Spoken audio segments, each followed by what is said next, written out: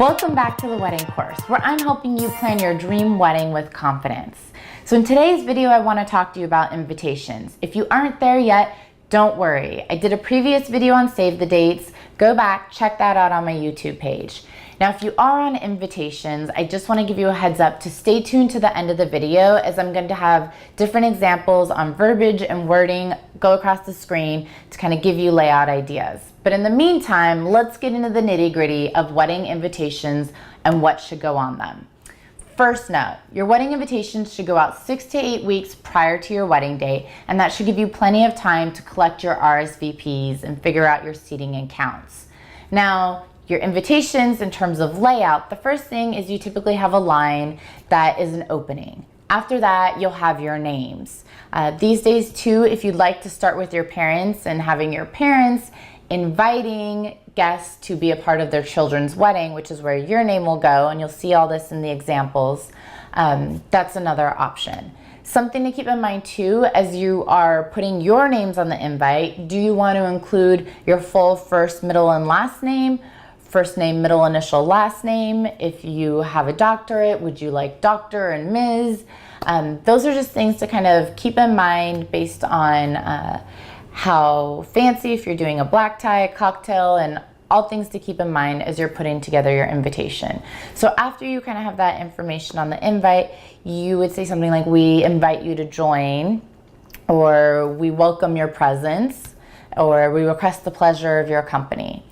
And then after that line, you would have the date and time. Typically, we spell everything out. Again, this is up to you. I really believe that a wedding is about you and your choice and reflecting your personality. So think about if you'd like to spell things out completely or use numbers instead of spelling things out. It's totally up to you. And then you'll have the time, and you could say in the evening, in the morning, but be sure to specify whether it's evening or morning.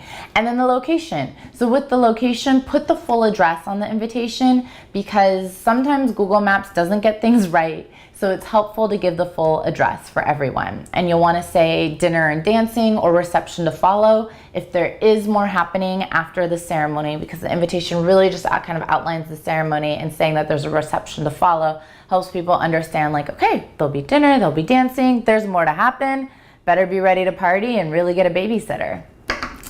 And then you'll want to mention something about RSVP and dress codes. So you might remember, but we did a whole video on dress codes. So if you're not sure what you want to say, check out that video on our YouTube page for additional information and ideas.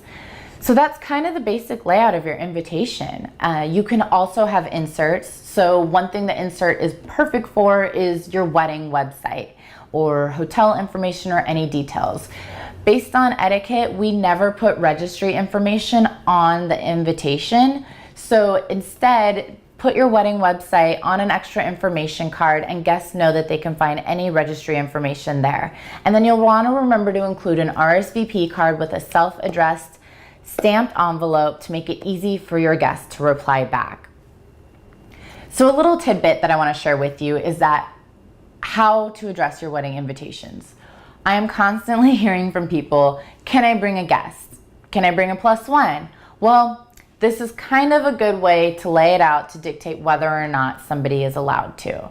So when you're addressing the envelopes, if you have a couple, it's pretty simple. If they're married, Mr. and Mrs.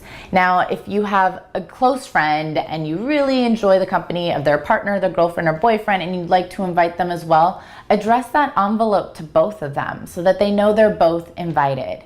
If you want to allow somebody to bring a guest and you don't know who they'll be bringing and you don't mind, then address that to so-and-so and guest, giving them that option. If you don't want somebody to bring a guest, just address the invitation to them and them alone. And follow the same etiquette with families as well too. So try to be as specific as possible on that mailing envelope.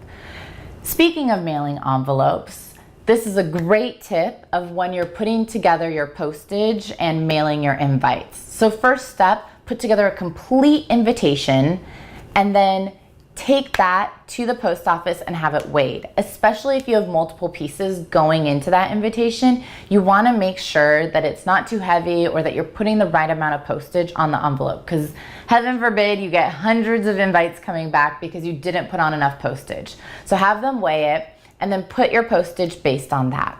And then when it's time to mail your invitations, if you do have something that's a little bit more delicate and sensitive, you'll want to actually take it to the post office and ask them to hand stamp all of the envelopes. And what that means is basically when envelopes are mailed, they go through a machine and they're rolled through this thin machine and it leaves rubber marks and it's not clean. When it's hand stamped, they hand stamp each envelope, which preserves your invitation and keeps it as clean as possible.